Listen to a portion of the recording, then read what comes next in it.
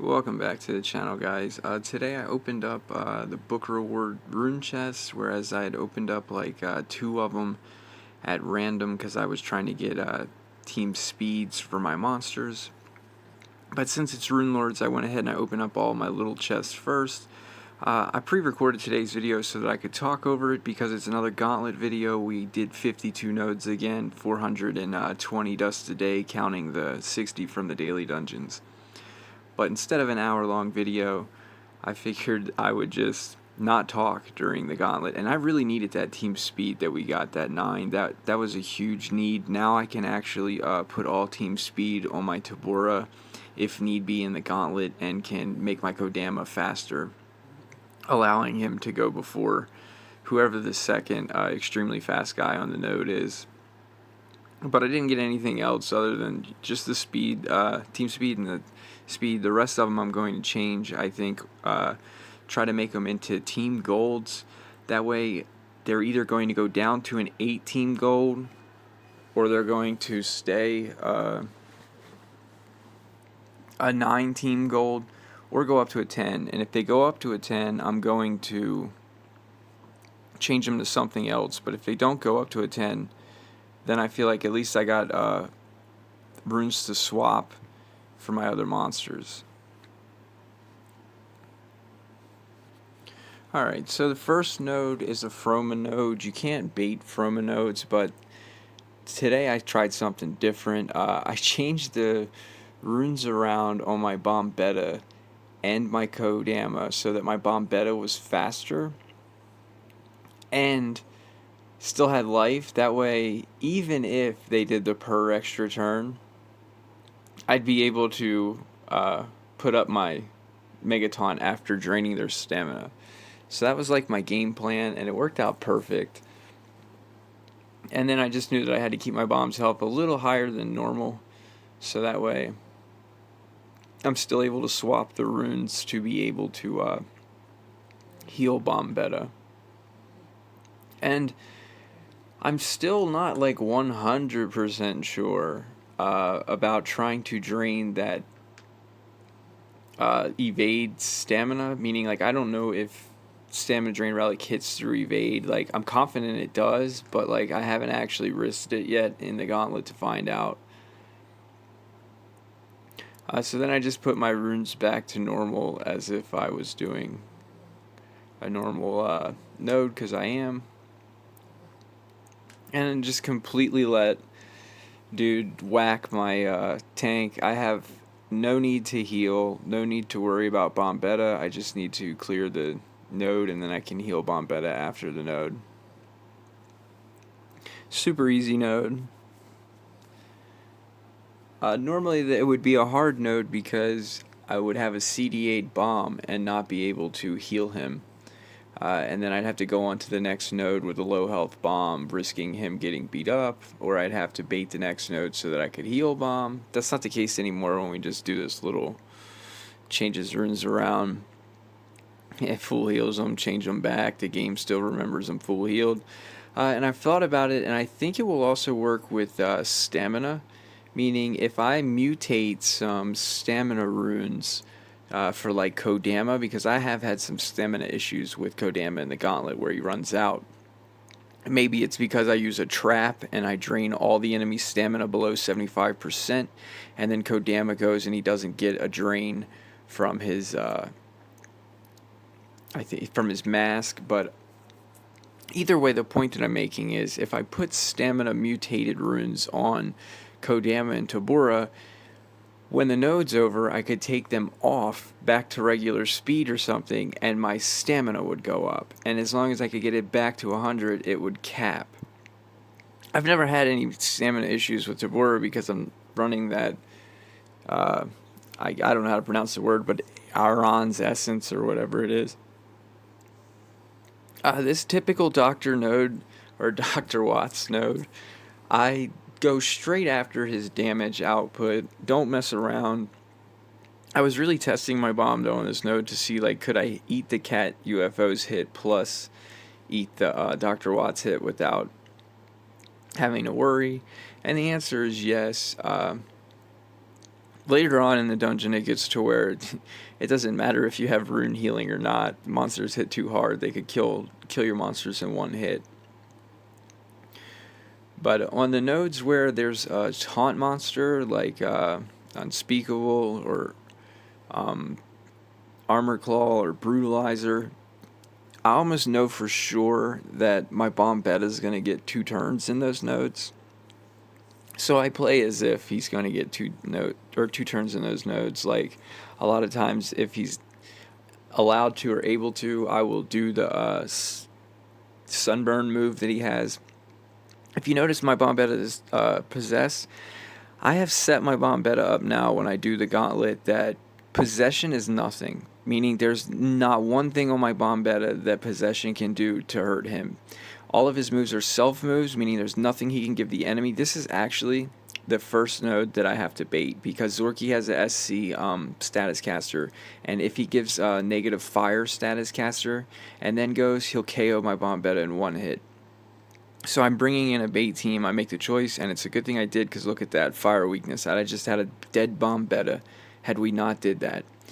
So then I take in a bait monster to take out his stamina before taking my main team back in. But what I was saying is my Bombetta's moves now are set up to where he has absolutely no moves that can go on the enemy, meaning I can't help them in any way. He could cast Megaton on himself, he can cast Regen on himself, he can Nur himself. And then the only moves that can hurt him are the Sunburn AoE putting up Taunt, which just puts a dot on him of Sunburn, and then the other one is the 0 cooldown single light move. And since he's a light monster, he's weak to light, which means it doesn't do anything really. So he's perfectly set up, and I highly recommend that for anyone else using Bomb in the Rune Heal or Bomb and Bait. You definitely don't want to have to spend one of your turns worrying about negative effects removing your bomb just because somebody possessed him and he's not going to be able to heal or something. Like, yeah, you don't want to deal with that. Just change his moves around. It works out perfect, then he can't do anything. Alright, so it's a good thing, like I said, that we did that swap out, because that's the only reason why our bomb's not dead right now on node 46. And if I lost my bomb on node 46, I'd have to start using bait monsters right now instead of later on, even though we've used 3 throwaways and a bait monster already. The goal is usually to get as far as you can without using bait monsters, but don't get greedy, meaning like I think a lot of people get greedy on this node and they just bring their bomb, and since they don't get, status caster fire weakness into a Van Daken killing your Bombetta, they get cocky and they think, oh, I can beat that node easy, and every day they do the same thing. They just come in and they risk it. Well, one day it's not going to pay off.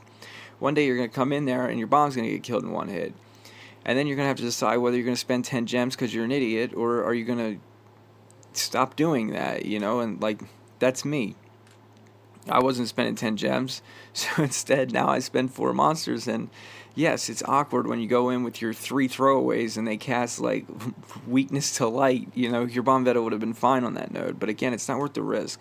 I used to bait the Illume nodes for the same reason. It's not worth the risk of getting purred and then blinded and stuff, but as you've seen earlier, I just changed that up completely and just changed the way I ruined my bomb and put some speed on him and some team speed on his team, so that way he was faster than the other 2 monsters, and it didn't matter what happened at that point. We could fix it. You don't have to bait, all the Van Dakens. I was only baiting the one because of the SC effect, but later on in the Gauntlet, Van Dakens would hit hard enough to kill my weak Bombetta. I don't know about a max one with, Max Morg's armors or Autumn's armors or whatever. I'm not sure exactly how deep they can go before they get one-shotted. But where I'm at, we now have a 132 bomb. I did rank Kodama. My Kodama is actually rank 4, but he's still only level 137 because I'm such a broke free-to-play noob that I can't afford the food bill to rank my monsters at the moment. So as soon as this feed event comes around, it's going to be the easiest 20 gems I ever made from a feed event, because I've got a ton of monsters that are like screaming for food. basically all the new cosmics that came out. I didn't even have enough food to feed my race monster. I still have Stardust to rank more, and I'm not going to have food to feed them, so I'm not in a rush. But yeah, since ranking up Bomb, it changed the minimum HP that I can let him get to. It's now like 147 instead of 145, meaning I can't really let his health get under 147k, or I can't rune heal him back up. So nodes like this where there's an armor claw, it's way easier because you can just, watch out for 2 extra turns. But again, like my Bomb is possessed on this node. Normally this would be a rough situation to be in. You got a possessed Bomb. He's not going to be able to heal. He could potentially heal the enemy, or potentially, punch himself with another dot. And yeah, and that's what he did. He punched himself with another dot. Like, that's the worst case scenario for my Bomb, in my opinion. The second worst case scenario is to use his basic 0 CDA move with no strength runes, and it's weak because it's light, and punch himself in the face. Whereas before, I would have that AoE move that would nerf the whole enemy, or I'd have blinding punch. Whereas, yeah, you could daze yourself, blind yourself, but still, blinding punch isn't nowhere near as bad. As basically the number one thing to note is just don't have that damn move on that AoE nerfs and gives life regen, because the very last thing you want to do with your possessed Bomb beta is undo everything or all the hard work that you've been doing to dot up the enemy to beat them. The node won't go well that way. These cat UFOs, they're not all created equal, guys, so you definitely, aside from checking speeds, you need to check strengths, and pay attention to, how high of a strength your monster can actually take a hit from. Whereas, like, I think mine's somewhere around like level 240 or 21k strength, something like that. Anything over that is pretty much a train wreck. But a good bait monster to take versus a cat UFO, if you're not able to deal with a cat UFO hit, is Henrich. Henrich is electric. The race monster would have been, but I don't have one that can wear, or I don't have any, like, I guess Titus armor or whatever for my race monster to be able to do anything bait-wise. He's just a throwaway. Whereas the difference between a throwaway and a bait monster is a throwaway is a monster you send in specifically for the point of dying, and then a bait monster is the monster that you send in to bait their stamina. Now, as you see, I just lost my team. That's my main team. Bomb, Tabora. Would have been easy to just pay 20 gems and be right back to kicking ass and taking names, but I'm not spending gems in this dungeon, guys. Since the dungeon's been out, I've only spent 10 gems, and the 10 gems that I spent weren't even because of anything other than I was trying to test something out with no Bomb beta on like node 41, and my Kodama got killed because I forgot about not having Rare's stamina drained all the way. So either way, I've only spent 10 gems, and I don't plan to spend more. So when situations like this happen, that's when it's time to pull out other options and learn new things.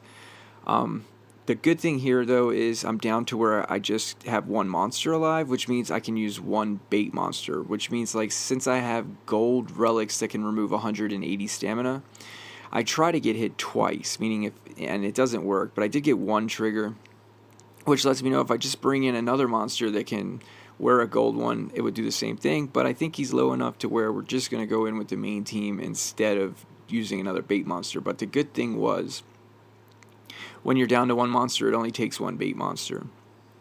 And if you want to use one that can only wear a gold relic, you can just use two, and you just go in with one, get 180 removed, and go in with another and remove the rest, and then you're good. The reason why, though, we lost our main team is basically we did not dot that enemy team fast enough. I paid more attention to reducing their damage than I did to reducing their HP, and they ended up I didn't CDA them on the last hit when I should have. And that's all it comes down to, is just mistakes, meaning I lost my team on a mistake. I could have kept going farther. But I still think we were going to brick wall somewhere around the same area, because these cat UFOs, or whoever the denier is, past like node 50, starts to hit really, really hard, to where I don't necessarily know what my next move is on beating the later nodes, but if I had to guess, I think it's to work on ranking my Black Feather and getting higher than level 8 runes on him. And then once we get to like node 51 or 52, wherever we basically get train wrecked and beat out, that's where I want to switch and start using the triple Uriel Essence, or in my case, double Uriel Essence, because my Tabora is most likely dead from a previous node. So it's going to be hard to use her for a Uriel Essence if she's dead. But Lindworm definitely comes through clutch, and we only use that other guy for team speed. Like, that's what I mean by it could be effective for me myself to just use 2 Uriel Essence and then some throwaway monster wearing team speed that'll help me out, and then I just don't care if he dies. And what it would make easier too is that if I'm only using 2 monsters like Lindworm and Black Feather, when I make it to the next node like this, as you can see, the advantage of only having Lindworm is that I don't have to run 3 throwaway monsters, and I can just use a bait monster. Whereas I think the same purpose would come in if I was beating the node with just Black Feather and Lindworm. Then when the next node comes, I'd only have to use 2 throwaways instead of 3, saving me a monster, which over 3 would save me a whole node. This node, though, is where I basically realized that I'm train wrecked, meaning I think it's going to be a simple send a monster in, wear some relics, drain some stamina, send another monster in, wear some relics, drain some stamina, and voila, meaning I can just put a gold mask on this guy. It's going to remove 180, let him get hit and remove 180, and then I can do it again with another monster. Only problem is dude just KO'd my monster in one hit, so he didn't drain any of his stamina. And I'm like, damn, that's a 140 with a level 7 life rune on. Maybe if I had 2 other level 7 life runes on him, that wouldn't have happened. This today taught me a lesson that I need to work on the HP of my bait monsters. It's not high enough if I plan to use them on any nodes past like 51. Whereas this guy, he's got double 7 life, and he's rank 120. So I'm thinking, I think Ignis only had like 260 or something like that life, whereas this guy has like almost 320. So I'm expecting this guy to do better than Ignis did. Whereas, like, until today, I've never really had this problem baiting. I've always been able to take a cat UFO's hit. This cat UFO is just destroying any bait monster that I have. So he's level 260. He has 24,000 or 21,400 strength. And that's enough to just face roll any bait I have. Like, I don't know it yet in the video where I'm filming. I have no idea yet. So I'm still, thinking and trying to map out a plan. And I'm basically like, all right, Henrich is definitely, he's the man for the job. We should have used him first. He's going to be weak to him. And then I'm like, God, I don't want to drain the enemy's whole team's stamina. Yeah, it's just a wreck. Aatrox has always done me well, bro. He's got like over 300k health, and he just got one-shotted. He's wearing 2 7s and a 6 life. Like this, I was basically pretty surprised. Like, Manny has just a hair more life than Aatrox. This is the point where I'm definitely using Henrich. I don't care about their stamina.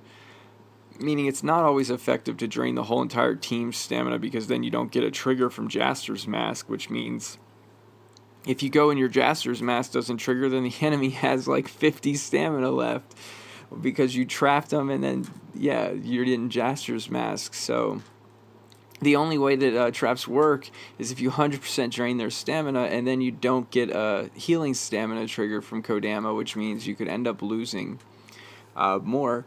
Either way, I'm basically down to where I can't use Seaquake because he's water. And so I'm just looking at this and I'm realizing, all I got left is throwaways and Manny.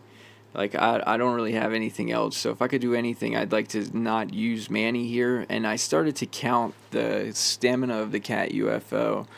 And he's using 2 different moves to KO my guys. And I think one of them costs 34 and the other one costs 30-something. Like, not much more. So I'm basically trying to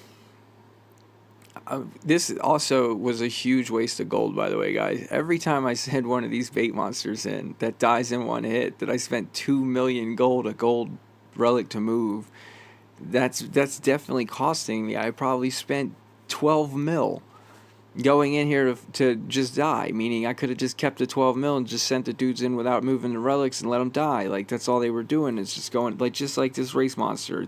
He did just as much work as all them other monsters you've seen me just send in here. So I know I need one more, but I'm also not like 100% sure how I'm going to beat the following node if I beat this node, because I'm not going to have anything. Like, I expected to have a bait team. Nah, I got one team left, so I'm all in for just trying to beat this node and call it a day at this point. Seaquake was going to be my bait, or one of my baits for the next node, because I figured on the next node, if I could just bait Van Daken, I could beat the next node too. Which is true, I believe. If I could have baited Van Daken, I could have beat the next node too. Because I can easily just use team speed to make my monster faster than whoever the second fastest monster on the node is, and voila, we just go to work like normal. But yeah, basically when I'm using Lindworm, it's either curse them and try to deny them until the curse kills them, or it's death countdown them and try to deny them until the death countdown kills them. And so far it seems that the death countdown is more effective because it allows me to actually use. So actually that's the end of where I stopped recording, guys. On the last node, Van Daken was over 35k speed, and the other two monsters were 20k and 19k speed. So it was beatable if I had, resources by the time I got there, which I did not. So that's it for that Gauntlet video. I'd like you guys in the comments to let me know, is it easier to watch a Gauntlet video where I just fast forward through it and commentate, or do you like the slower, longer ones where I actually play through and think about what we're doing and we make changes and stuff as we go? And we make mistakes as we go too, whereas in a video like this, all that has already taken place, and I'm basically just trying to crunch to save time. That way, as you can see, this is only a 20-some minute video compared to an hour plus or an hour video. So anyway, guys, leave me that information in the comments, whether you like it better or worse or what, or maybe you want a splash of both. I don't know. Just let me know. You guys are the ones that watch the stuff. Anyway, thanks to everyone who's been watching the channel. Later.